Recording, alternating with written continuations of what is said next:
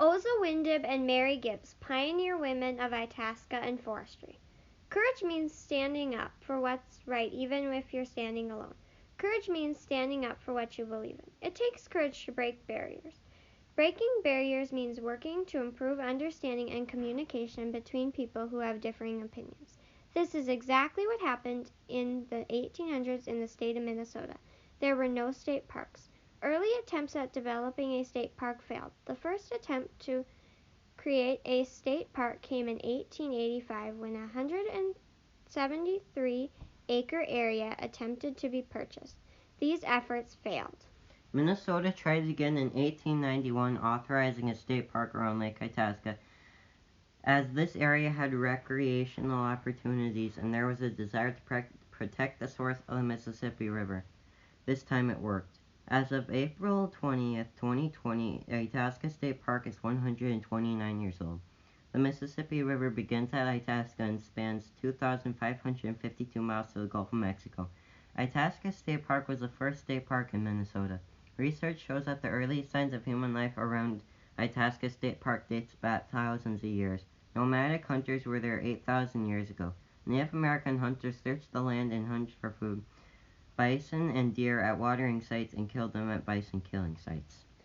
Oza Windib, also known as Yellowhead, was born in the late 1700s to an unknown mother and Minnesota Ojibwe leader Wishkobak, also known as the Sweet.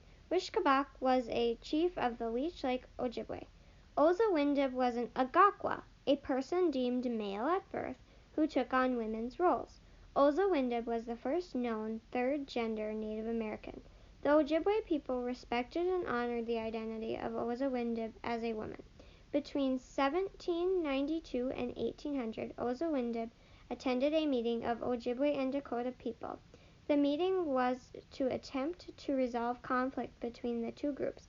At first, things seemed to go well, but then the Dakota followed Oza Windib and the other Ojibwe after they left. Oza Windib fired arrows at the Dakota until her companions were able to reach a safe distance. Later, a group of Leech Lake Ojibwe left to attack the Dakota on the prairies in 1832. Oza Windib headed to Fort Brady at Michilimackinac to inform the Americans. On the way along the Pearl River, she met Henry Rowe Schoolcraft's expedition. Interested in finding the headwaters of the Mississippi River, the explorer Schoolcraft hired Oza Windib as a guide. She led them to Elk Lake. Schoolcraft decided to rename the state Veritas Capus, Truehead, which is the source of the Mississippi River at Lake Itasca. A lake was found and named, and the barrier was broken. After returning with Oza Windib to a village where she lived in Cass Lake, Schoolcraft gave her a medal. This was a symbol indicating that she would be recognized by the United States government as a chief of her brand. It was not recorded when Oza Windib died. She is remembered by Oza Windib River, or Schoolcraft River, as well as Yellowhead Point on Lake Itasca and Oza Windib Lake in Itasca State Park. In the late 19th century, Jacob Brower, historian, anthropologist, and land surveyor, came to the park region of the headwaters of the Mississippi. Brower feared the region was being quickly transformed by logging and was determined to protect some of the pine forests for future generations. Hence, the idea of the state park system was born. Brower's work helped to save the remaining pine forests surrounding Lake Itasca that led state legislators to establish Itasca as Minnesota's State Park on April 20th, 1891. By a margin of 1 vote, Minnesota's first state park was started.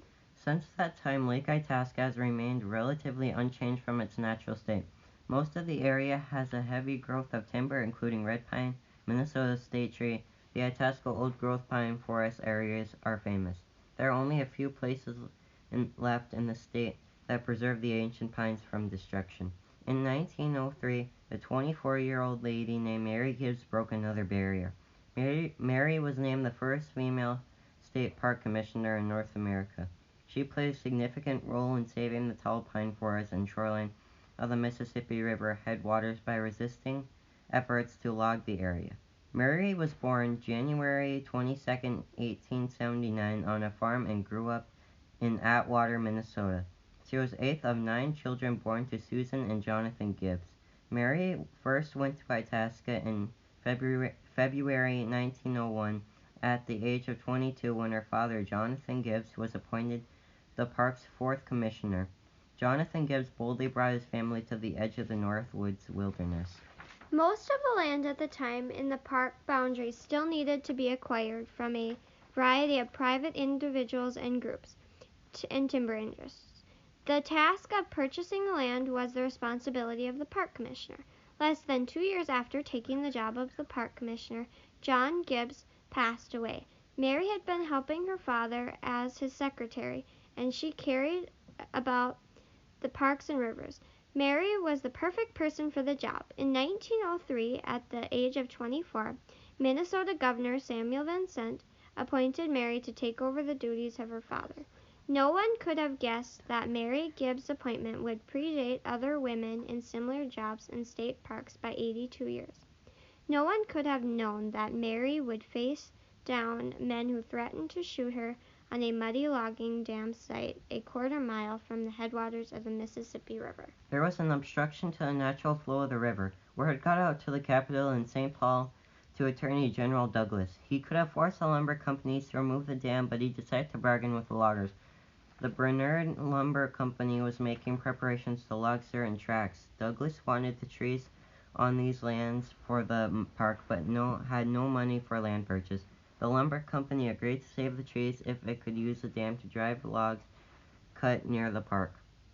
Douglas granted the request with an understanding that the dam would be opened if water levels became high enough to flood state timber. This was even made into a law. As spring came to Itasca that year, the water rose behind the dam. By early April, loggers had cut and floated 9 million board feet of timber, which they were holding on Lake Itasca to send downstream.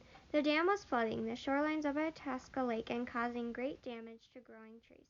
Itasca was flooding and trees were dying.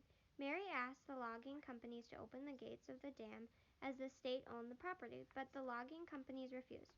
Finally, Mary was desperate to save the park and the trees, and she asked the sheriff to go with her. When they got to the dam, the men refused to lift the gates. The sheriff, giving up and wanting to keep peace, turned and started to walk away, but Mary, in a very courageous and powerful act, walked over to the gate and put her hand on it. The men of the logging company raised their guns and threatened to shoot Mary. Mary bravely said, "I will too put my hand on the dam gate, and you will not shoot it off either." The men opened the gate and Itasca Park and the pines were saved. Mary's contributions were so important at the time, but they were overlooked for years. She had unwavering courage and determination. In honor of her efforts, the Mary Gibbs Visitor Center was built years later in Itasca Park. The U.S. Forest Service was established in 1905 with the common belief that only men were physically and mentally capable of working outdoors for the agency. Women were limited to roles as administrative clerks. Mary helped to change these beliefs. Mary stood up for the roles of women and led the way for them. As of 2020, women comprised 38% of all Forest Service. There is more than 30,000 employees, women holding positions in all aspects of the agency, including foresters, scientists, and senior leadership roles, supervisors, smoke jumpers, and firefighters. We need to stop and thank the pioneer men and women who helped break down barriers that allow us to be more inclusive. We are stronger today because of our strength of our diversity. We must remember the strength, durability, resilience, and stubbornness of nature's ecosystem.